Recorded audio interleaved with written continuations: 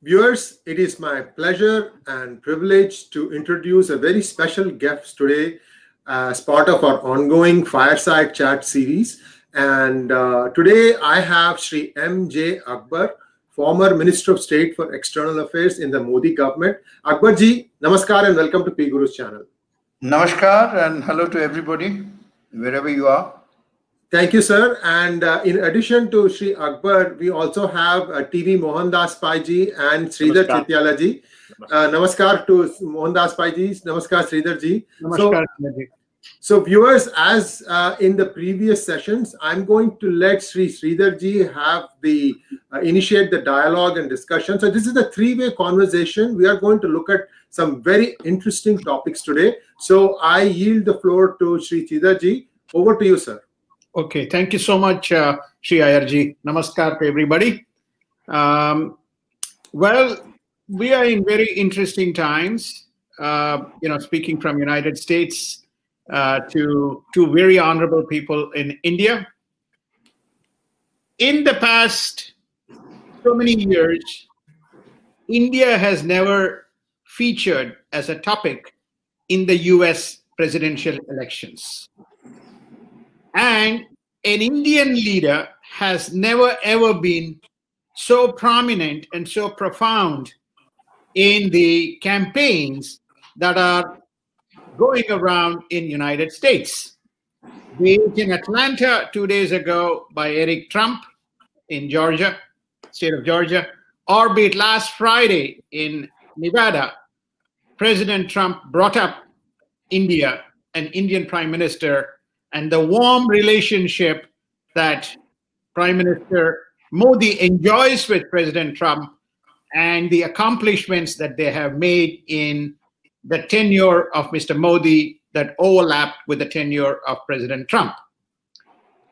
And there has been a video which has made 10 million impressions with Modi ji and Prime Minister and President Trump celebrating events called Howdy Modi here and the Modi event in Gujarat, which became the kind of the hallmark and marquee events in this whole campaign that is currently underway. President Trump, when he was addressing in South Carolina, made a profound statement where he said, I'm coming here and watching 25,000 people in the stadium, but I've just come back from India where I had 110,000 people in a stadium, listening to my speech. So it's a very profound moment to many of us who are Indian Americans within the context of the statements and the footprint of India within the kind of the political stratosphere of United States. Along the way, there's been lots of changes, strategic changes around the security, trade, commerce, and economic policy that has binded the two nations together. And in the past 2 years, less than 12 months, India bilateral partner was United States became the largest bilateral partner by way of trade at $150 billion joint trade, bypassing China. So even on the trade, security, and commerce front, there has been tremendous changes that has come about due to the bonhomie between President Trump and Prime Minister Modi. So in this series, we would like to hear views from the Honorable Minister in terms of some of the things that is happening around the region and the hand of Modi and the influence of Trump, particularly around Middle East, China, and so on, and how he would like to frame these discussions within the context of the, it's quite sweeping. The West Asia, Middle East policy changes are quite sweeping. And just less than last week, they signed the deal with UAE and Bahrain, and already Oman has expressed interest to sign a similar kind of a deal with Israel. So which is unthinkable. And clearly, I think during Modi's regime, I think our honorable minister has had some or considerable influence in even reshaping the India-Middle East trade to the extent UAE today is the second largest or third largest bilateral trading partner with India. So with that, those opening comments, I would like to hear perspectives from Honorable Minister Akbarji in terms of what his thoughts are and what's driving some of these changes. Thank you very much.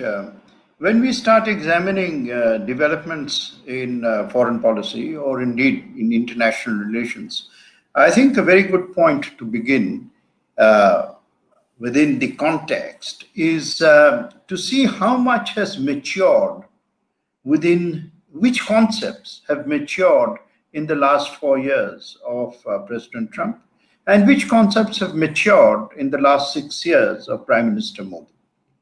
And once you see how concepts, as you know, all policy is a fluctuation of many different points, but some concepts actually rise to the top and begin to dominate. Now, let me talk, since, this is primarily an Indian-American audience, I think. Let me talk about the two concepts that have matured in the Trump years. One is the concept of Quad, which is the 4 nations, which is India, Australia, US, Japan. And they're basically beginning to understand and cooperate on their strategic interests. We must never forget that at the moment, Quad is largely a security dialogue. It has not developed into anything more substantive than that. But even a dialogue has its merits because it anchors nations into a certain framework of thinking. One of the problems in the perception, the world's perception of India, and sometimes I actually believe also in India's perception of itself, is the strategic view of what our country is, my country is. Is India the land below the Himalaya, or is India the land above the sea? If you look at India as a land purely below the Himalaya, then we have the conventional view of what we should be doing. Now, don't get me wrong, we are actually both. We are both below the Himalaya as well as north of the sea. But the fact is, one dimension of this framework has been missing from both perception and dialogue, and which is even in our Veds, India is described as the land above the waters. This concept of what India's strategic interest should be in the vast area between what would be on the one side, the ocean to the west of India, then the Indian Ocean to the south and east of India. Now, look at the geography of India. It's a kind of minor quiz question. You ask, how far is India from Indonesia, say? And I think the knee-jerk answer would be, we must be 8 flying hours away or 7 flying hours away and so on. Not true. Indonesia is actually over 100 nautical miles away from India because India extends up to the Andamans. India is within the neighborhood, in the immediate neighborhood of one of the busiest channels, water channels, which is the Malacca Straits. Right? To our west, how far is the flight from Dubai, from Bombay to Dubai, is half. I mean, actually the same as the flight from Bombay to Delhi. So, in terms of what our neighborhood is, right? Once we switch our hats, or once we switch our minds from the conventional into the real, we begin to get a different perspective. And this is what brings me to one of the tremendous changes that has been made by Prime Minister Modi. Now, it is still, unfortunately, academically as well as perceptually not recognized as much as it should. But very subtly and very gradually, but very definitely, he has changed the meaning of neighborhood. He has changed the meaning of a neighbor, right? So far, we have defined neighbors on the basis of what? Geography. Yeah. He has switched it. He has switched it from geography to reach. If you cannot reach your neighbor, what is the point of calling X or Y or Z a neighbor? Today, there must be 2,000 flights from India to the Gulf and back a week. Am I right or wrong, Mon? Yes, something like absolutely. that. Right? I will not mention the name of another neighbor, but you cannot fill 2 flights a week to that neighbor. So therefore, who is our neighbor? The Gulf? Yes. Or something which is accidentally, geographically contiguous. And therefore, the development of a new concept neighborhood is making us neighbors of the area between the Gulf and Indonesia. And this stretches very quickly into Singapore. They tell me, and maybe it's an urban legend, that if you stand in Port Blair and the lights are bright enough and the sky is nice enough, you can actually see the glow of Singapore lights. Right? Maybe it's an urban legend, but it makes a point. It makes a point. And that point is that we have to redefine, and this is where the other concept that has matured within these 4 years, which India, with Prime Minister Modi, has been dwelling on, which is the concept of the Indo-Pacific. Right? This concept of the Indo-Pacific actually takes me to a place where Sri might be far more interested in when I complete my next. The Indo-Pacific eventually takes us to America. The waters of the Indo-Pacific strategically and realistically take us. Now, how have we thought of the relationship between India and America so far? So far, our thinking has been trapped in the British view of India and America, that you always take what we call the Western route. And the Western route, therefore, is via London. And for many years, even after our independence, a lot of the West actually outsourced its attitude towards India to London, on the assumption that London knew us better than we knew ourselves. Right?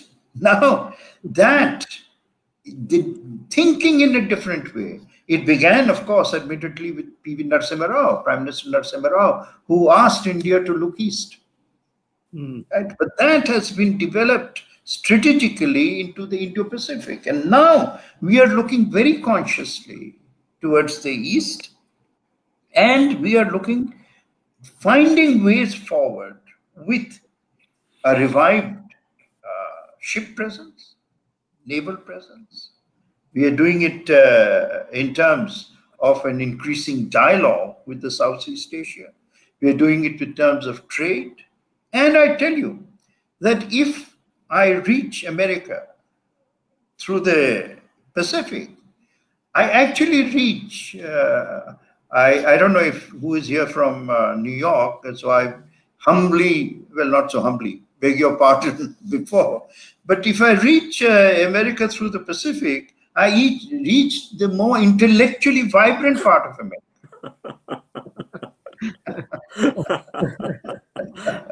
See how Mohan agrees immediately. Absolutely. Well, he has the social liberal DNA, you know, we're trying to change. So I can see where the intellectual stimulus is coming from, sir. The whole of the software, American software talent is on the Western coast.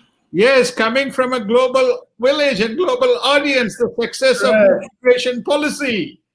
And Mohan will argue we've got 3 million Indians working for United States in India. So well, there you are now. There you are. Talent has no geography. Yeah.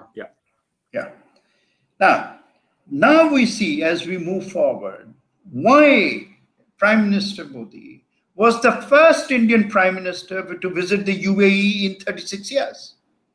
36 years. 36 years. Do you think previous prime ministers' aeroplanes were retrofitted not to land in the Gulf? How many times they must have actually flown next to that region? We have such a huge relationship, bridge with them, which is of human talent, the possibilities of trade, the possibilities of developing together. Historical connection. Historical connections. Right? All of this was lying fallow. And I tell you, into that stagnation, a particular country had advanced and occupied that space. Yeah. And it was that space that has been retrieved by Prime Minister Modi in a brilliant foray. Right? I tell you, it is not simply that I had the extraordinary privilege of working with him, but I even as an observer, I can tell you, it was a brilliant foray into, for him, slightly uncharted territory. But he navigated extremely skillfully, to the point he became the only prime minister to first welcome Netanyahu to India for a very warm visit, right? And just after the completion of that visit in January, right after that, I think he went to Davos, where I was with him. And then after that, he went straight to Jordan. And from Jordan, the king of Jordan gives him his, I think, aircraft because of landing problems goes to Palestine, where he receives the highest civilian award of Palestine. And then in Saudi Arabia, he receives the highest civilian award of Saudi Arabia. And then he goes to UAE a little later and opens and gives the inaugural address at the International Conference on Governance.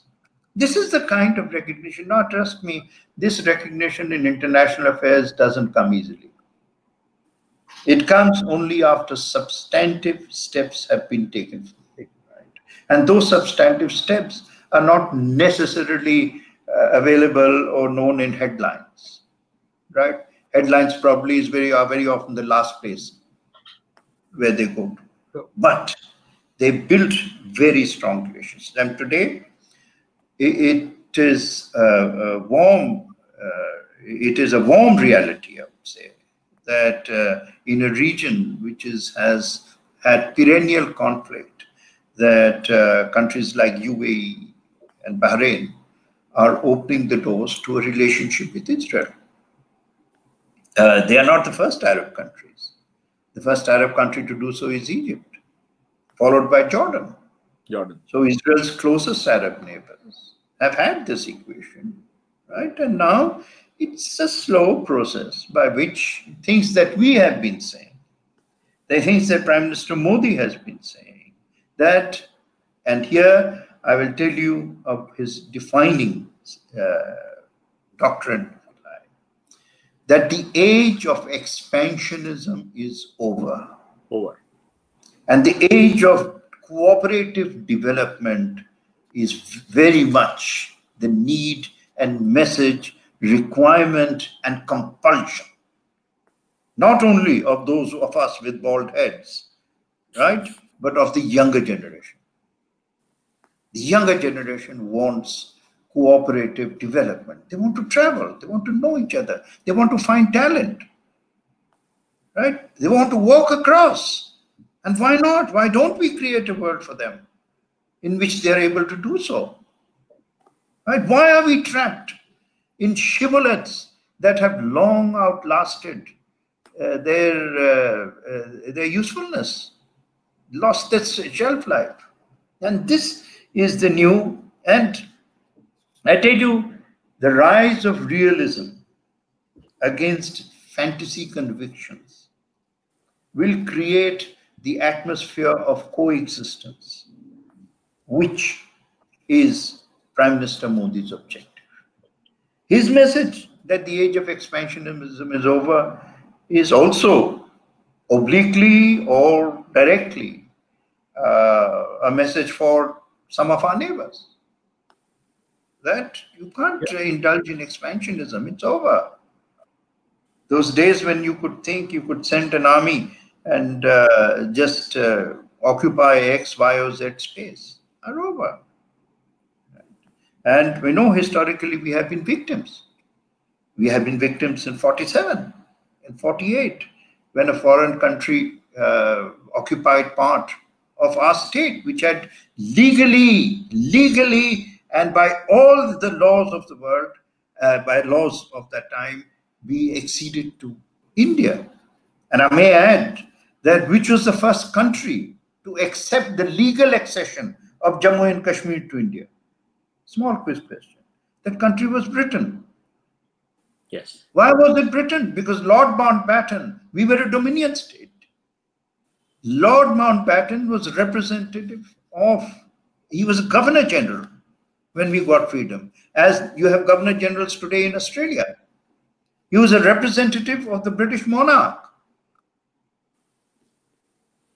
And indeed, it was under his advice as the executive chairman of our defense committee, which was followed by the British Army generals in command of the Indian Army, and Indian Navy, of course, and Air Force, which actually moved into Jammu and Kashmir to throw out the aggression.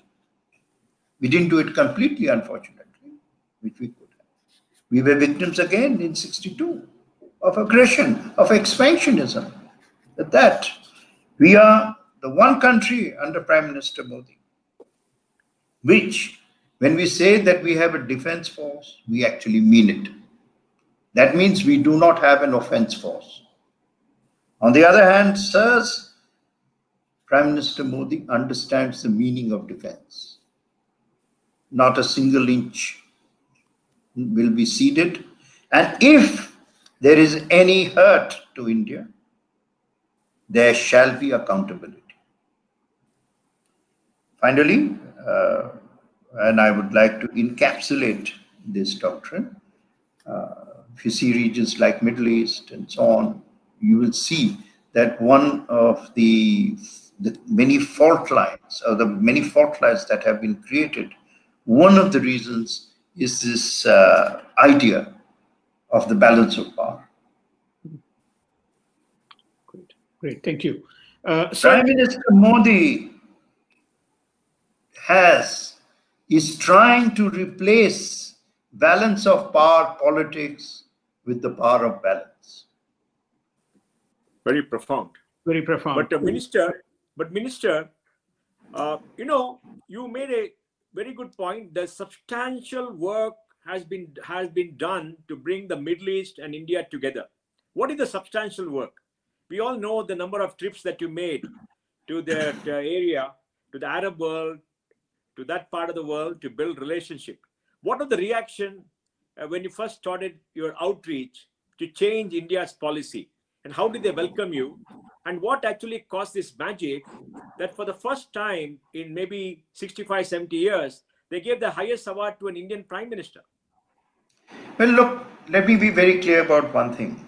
There is no minister of any level, junior, senior, in foreign policy who can succeed if he does not have as his support at the back of his efforts the credibility of the Prime Minister. Prime Minister, yeah. The foreign policy is made by the Prime Minister. Let's have no dispute about that. So it is the efforts that Prime Minister Modi had made already. They had actually, he had fertilized the ground. But even after putting fertilizer, you still have to use the yoke. You still have to go and plow the field, right? So yes, that was our job, and we went about it, and we created. There is no replacement for the oldest truism that nothing walks on a one-way street. Yeah. Right. We have to find areas that were mutually beneficial. But even areas that are mutually beneficial, you will never get cooperation without trust. Yeah. It is that trust that made us now become the vehicle for the strategic oil interests, oil reserves, and so on. There are many, many ways. I mean, for example, the expansion in our trade. The most important, in my view, the expansion in strategic cooperation. Mm-hmm. You know, where many of our economic offenders and much more seriously, terrorist offenders who thought that they had got permanent sanctuary in place X or place Y, all picked up by local authorities and sent back. Never happened before. Never happened before. Why didn't it happen before? Because nobody had worked so hard to achieve that level of trust, achieve that level of mutual cooperation. So, taking the cue from this concept of reach, how far the policies of Modi and his very proximate relationship with President Trump and President Netanyahu Prime Minister Netanyahu has influenced in the latest peace deals that are coming about? We should not exaggerate. I think the peace deals that have been made with the Arab world and Israel have been worked along trilateral lines. And those trilateral lines had to converge at 3 points, right? It must have surely taken a lot of effort. But I can tell you one thing, that the government of UAE is extremely far-sighted, and also they have dynamism and they have the courage to change.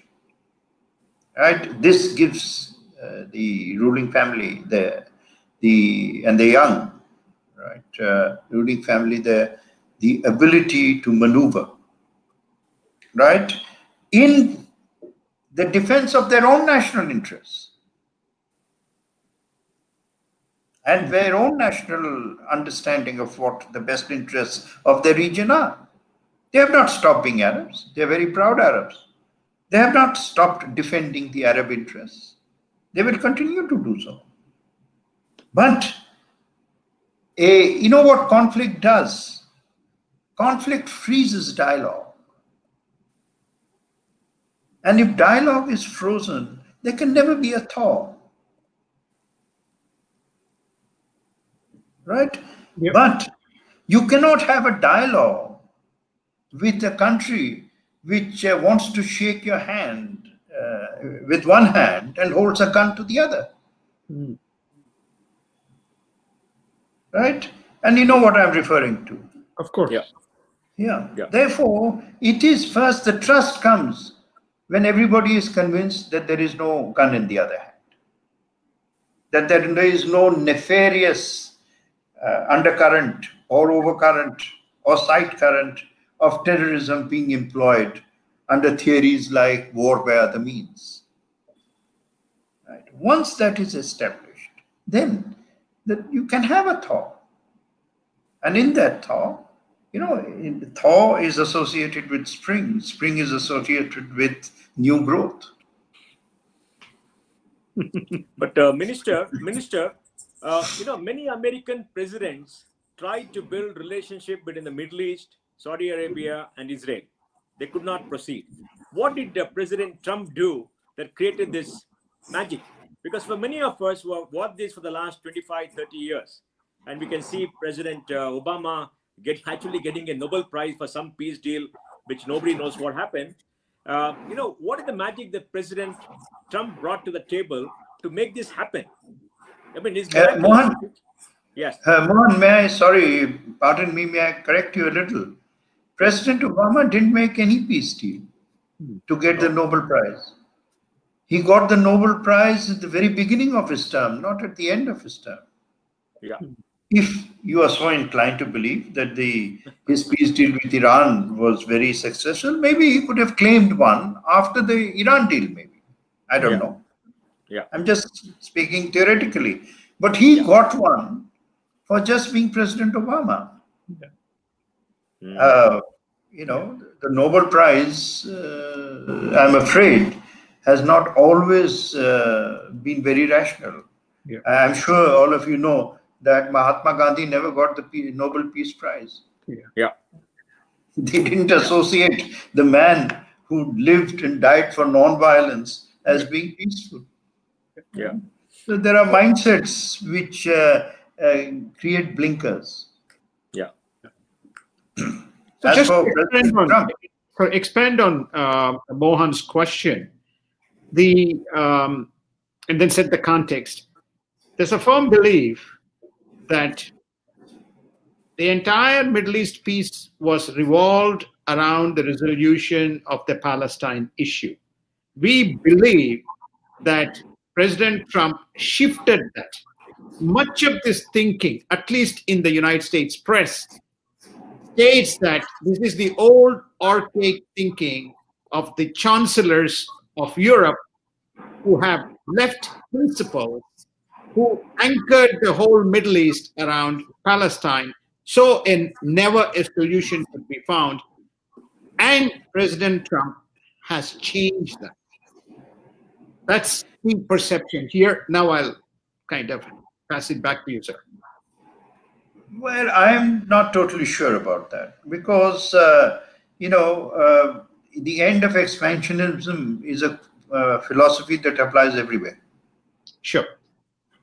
Right? And if you will go into the details of this deal, you will see that it has checked that one of the elements of the agreement is a pause in a certain form of habitat expansionism, shall we say. Right? Yeah. And it's a welcome thing. I mean, I'm not being critical of anything. I'm trying to be objective. Now, we must all try and work together to find ways and means by which we can halt, endemic, perhaps even generic conflicts. Right? And once we halt the conflicts, then you find the space for resolution. It's very difficult to find resolution in today's conflicts because today's wars are not like the First World War and Second World War. We had a series of battles and ending up in the total capitulation of one side or the other. Right? Today's wars are becoming the longest wars of history because they are not continuous wars, they are continual wars. Right? Sometimes I was speaking in Parliament, I have described the conflict started by Pakistan's aggression in 1947, continued in 1965 with Pakistan's aggression, continued in 1971 with Pakistan's aggression, then renewed through terrorism by all its means and so on by General Zia and his successors. I've called it that has become now history's longest continual war, over 7 decades. Right? So there are possibilities of, now how do you halt it? Right? You halt it by getting together, basically telling the partisans that let's take the guns off the table. Then let us see if you can find the very, very difficult path still ahead towards a resolution. And obviously that resolution has to include a resolution on what the state of Palestine shall be. Yep. Minister, a small question. Do you think the statement made by Prime Minister of Israel that he will allow people to come to the Al-Aqsa Mosque, the Mosque of the Dome, to come and pray is an important concession? Because I know for the Muslim world, it's the third holiest place, and so many people want to go there and pray. It's an extremely important emotional thing for the Muslim world. One, first, let me correct you on another thing. You have never asked a small question.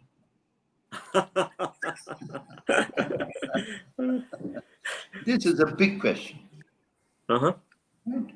And you're absolutely right. People forget that at the beginning of Islam, under the Holy Prophet, right, in the first time, Muslims used to pray facing Jerusalem. Mm-hmm. That the spot, actually, the wall on which the site of the Al-Aqsa Mosque is today, is the spot from where the Holy Prophet ascended to heaven. Mm-hmm. In the Quran Sharif. Mm-hmm.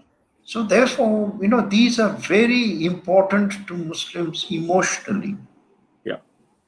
Right. And obviously, this will be a very, very important element of the larger thought. As when relationships get warm, the ice melts. Right? And when the ice melts, then new roads emerge, new ways emerge of getting together. It's still a process, right? There is no sudden magic wand which will, appear. After all, whatever you might say about the Camp David Accord between Egypt and Israel, it hasn't eliminated differences between the two, but it has prevented a full-scale war between the two. So shifting from Middle East to the Himalayan region, United States. Sridhar, I have one more question on that. Sure. Okay. Minister, you have been a great student of history. You know the Ottomans' occupation of Saudi Arabia for 600 years. You know how the Arabs fought against and overthrew them along with the British in the First World War, etc. What is happening with Turkey? Why is the Turkey president now trying to stand up and trying to oppose the Arabs and trying to carve his own space? What is happening in that area? Yeah, Salim the First, I think, took Saudi Arabia, and after that they ruled for about 350 years, I think, effectively, until British colonialism took over. I think what you're seeing in the region is an effort by Turkey to become leader of what I would call is a Sunni Arab space. And this fits in also with a larger effort to expand its influence into the Sunni Muslim world. The Shia Muslim world has a natural epicenter, which is Iran, and that is where it shall remain. The leadership of the Sunni world, it's not really a very, shall I say, cogent leadership of the Sunni world, because there are so many nations and all of them have very different interests. Many have very conflicting views on situations. Many of their interests clash with each other. So it must remain a kind of larger mix of reality, fog, and illusion. But this leadership, really, it is trying to challenge Saudi Arabia. Saudi Arabia, as the whose king is the custodian of the two holy mosques, and it gives him a particular status within the Muslim world, Shia or Sunni, because Hajj is common to everyone. And this has been, within the last 30, 40 years, backed up by the Saudi petrodollar wealth in order to expand Saudi influence very substantially. Saudi is definitely a very important leader within the Sunni Muslim world. And I think one of the great achievements of Prime Minister Modi is how he has been able to lift this relationship into a very special relationship. Very special relationship. Remarkable. I think in 2014, nobody could have predicted this. Yes, nobody. Nobody. Right? He's achieved it. Now, in this context, the Turkish ability to, I can understand to a extent its ability to protect what we would call its national environment. They have a certain Turkish term for it, which I forget at the moment. But once you start expanding that national environment into claims in the Mediterranean that encroach upon Greece, for example. Greece is a member of European Union. So you're not just challenging Greece, you're challenging European Union, right? Which is why France has sent its navy into the region. So, very, very, very important in foreign policy to know the difference between reach and overreach. Mm-hmm. When you reach, you're stable. When you overreach, you break your leg. But Minister, just one more question on this. What is Erdogan's end game? Because the Arab world will not accept the domination by Turkey for historical reasons. I mean, history is very clear, right? History is very clear. They still see Turkey as an oppressor. They remember all the things that the Turks did to them. I mean, they're not going to do that. And the Arab world, with Saudi Arabia, the lead, under a very young, prince who has a different worldview, without the restrictions of the past, is a very different country. So what is Erdogan trying to do, especially at the fag end of his political career, and especially trying to turn Turkey into what it was not after Kemal Atatürk had made modern Turkey? What is his game plan? And what is Pakistan trying to move away, trying to ally with Erdogan and Turkey, and giving up his great relationship with Saudi Arabia for so many years, and the help that the Saudis and the Middle East are given to Pakistan? Well, one, you know that in the beginning I said that sometimes these policy initiatives are a combination of reality, fog, and illusion. Right? Yeah.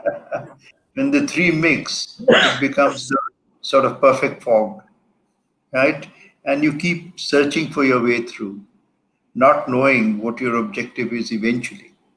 If your objective is expansionism and conquest, well, I can tell you that on behalf of the sane part of the world that it doesn't work. It doesn't work. Yeah. The only people who will come to you are people who have accepted a what shall I call it? Not a hostage status, but accepted a subservient status. Right? That explains the relationship between Turkey and a country in our neighborhood. Yeah. If you accept subservient status, then which power will not welcome it, frankly. So, yeah, if you're willing to carry somebody else's load, people like beasts of burden. They're useful. But, I don't think the effort is going to be so easily achieved, if at all.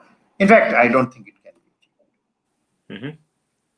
Mm-hmm. Minister, coming back to President Trump, I know Sridhar is anxious about that. Let me ask this question.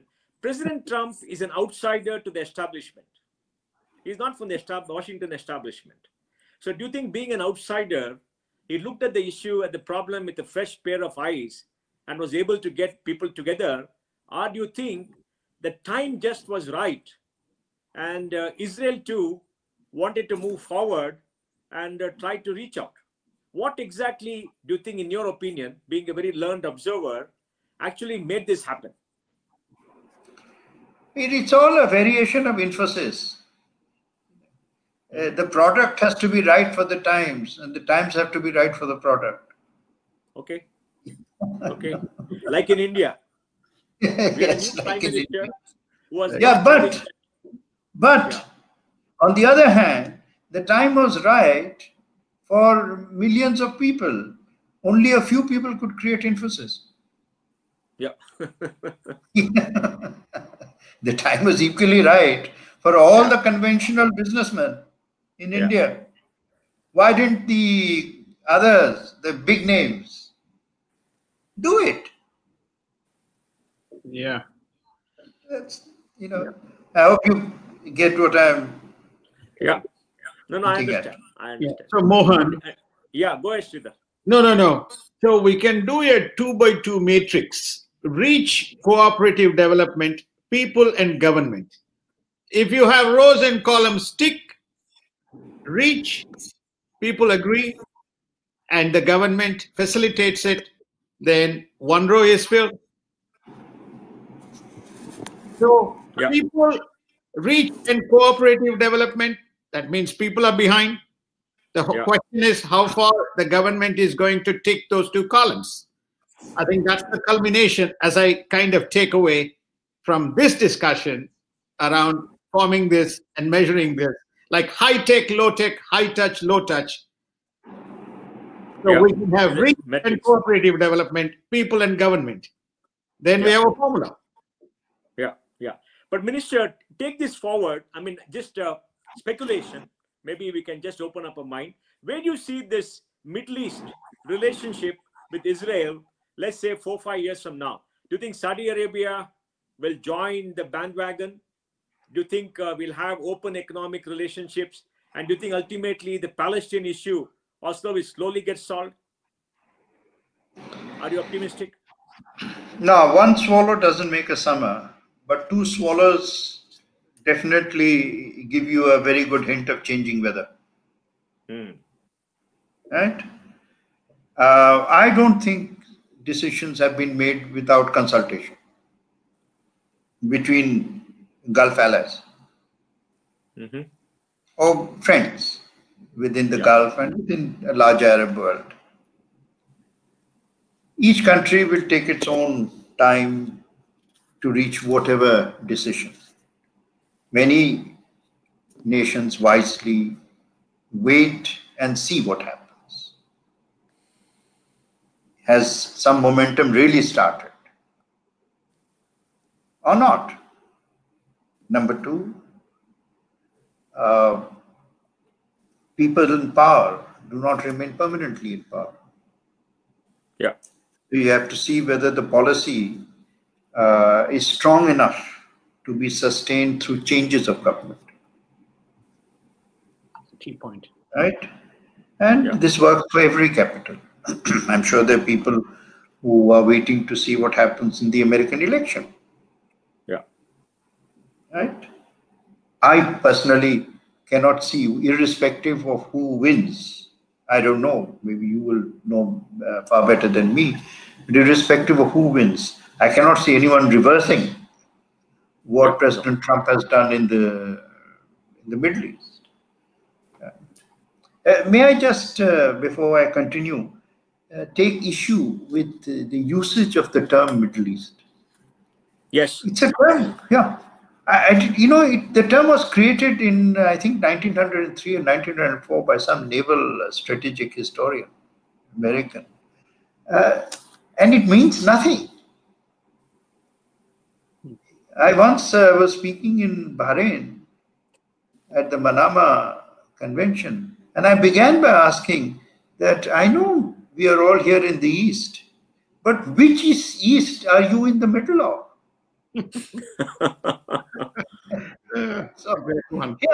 So why do you call yourself Middle East? If anyone, any space has a legitimate right to call itself Middle East, it's actually India. Yes. Because we are truly in the middle of the East. Yes. Yes, middle of the East. Yeah. You are West Asia. Yeah. West Asia.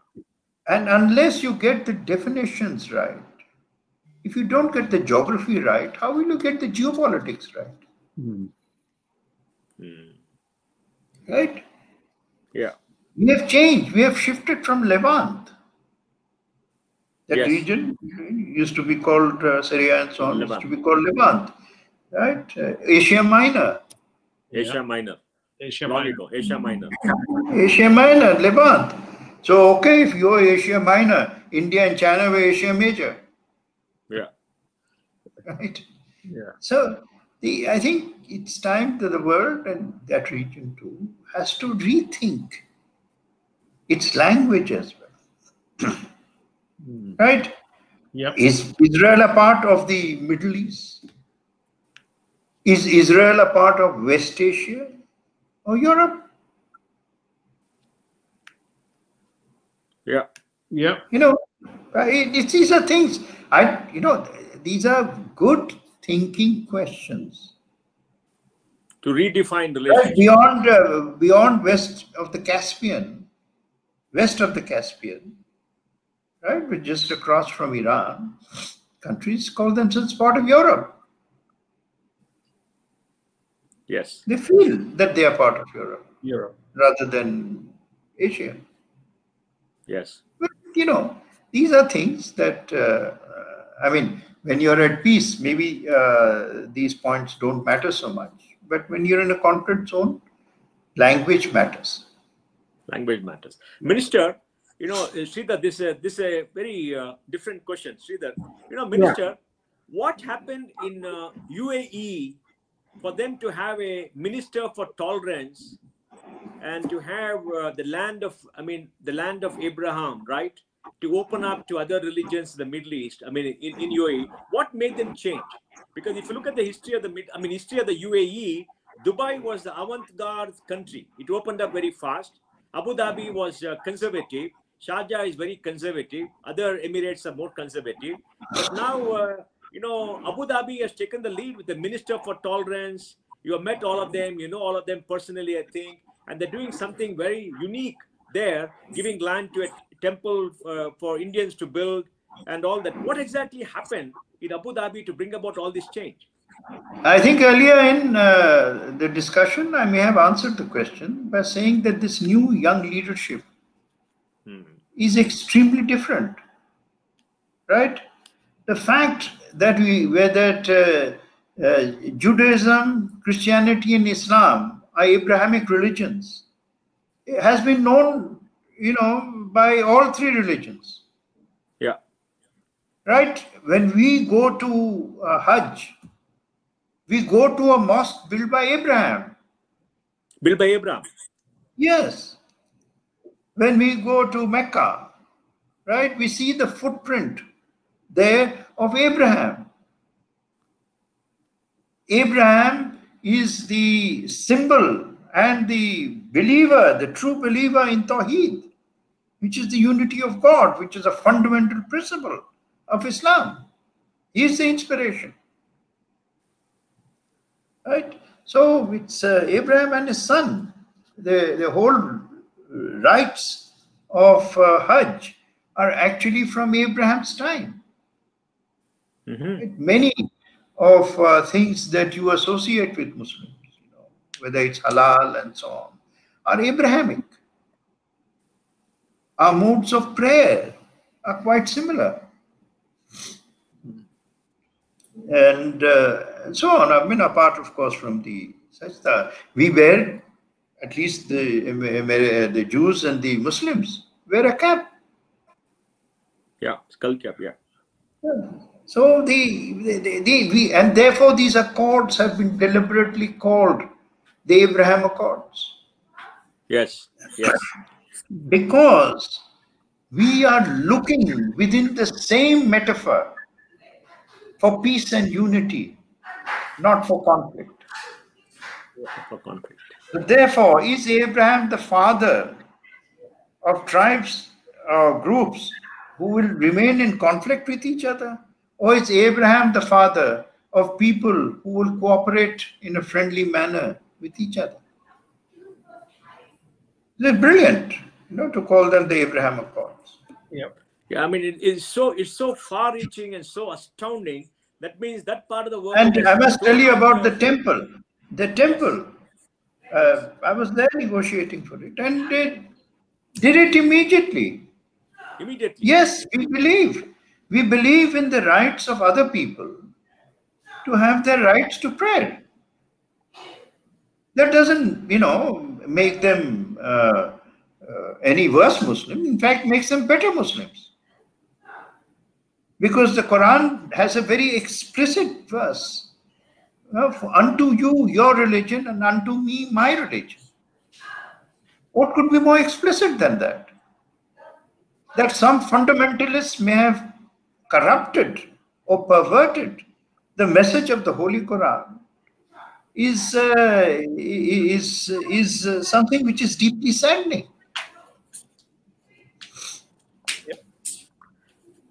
Great. Yes, Sridhar. Thank you. So I think we have been an outstanding session, and more to be discussed. This is just the beginning. And thank you so much for yourself, sir, Honorable Minister. Thank you, and we look forward to receiving you again to continue this discussion. Mohan will continue further questions. There's a lot more to be covered in the next series of these seminars or discussions. Over to you, TRG. Thank you very much. Thank you very much, Sri. It's been a pleasure to be here for a very friendly, well, not fireside, but we are in warm weather. Warm weather. We are slipping into fall, and we can see the early signs. So we certainly need. Yeah, right. And may all of us, all three of you, and anyone watching, we are living through difficult times. Stay healthy, stay safe. Stay safe. And Sridhar, we must have a discussion on the Modi doctrine in foreign policy. Yeah. Because I think we have discussed some part of it, but the entire Modi doctrine, what does it mean for India now, and what does it mean for India of the future? Will it shake off the shibboleths of the Nehruvian trap that we all got into, and looking at India from the Western point of view? Will this lead to alignment of national interest with all countries in the world? I think that's a topic that we have to discuss more in future. Yeah. So I think there are two topics that we need to cover this security angle. One is the Himalayan region, which is, an area of major conflict. And then, of course, the South China Sea. For the first time, India is, using the word reach. India has been invited to be in the Vietnamese port, and also strategic, as the Honorable Minister pointed out, the whole Andaman, Malacca, and the Indo-Pacific Quad Accord. So we need to cover those two topics to finish this segment of the discussion, and then we'll go into the Modi doctrine, Mohan. Okay? Okay. Thank you once again. Thank you once again, Akbar ji, Mohandas Pai ji, Sridhar ji. That was a wonderful exchange of ideas, and Modi's achievements on the foreign policy have been understated. And this has been one of my, I won't say complaint, but observations that the communication of this government could be better. These days, there is the social media, 140 characters, you got to do everything. And you have to sometimes stomp on your achievements that I have done this, I have done this. Sir, Akbarji, you have most eloquently explained all the achievements that this government has done in the past 6 years, because these are all like glacial speed at which things move. And now we are beginning to see the results of those efforts. And you were in the front and center of that for a long time. So thank you once again, sir. And we'll be back with more such illuminating conversations. Namaskar to everyone. Namaskar. Thank you very much. Thank you. Thank you. Thank you.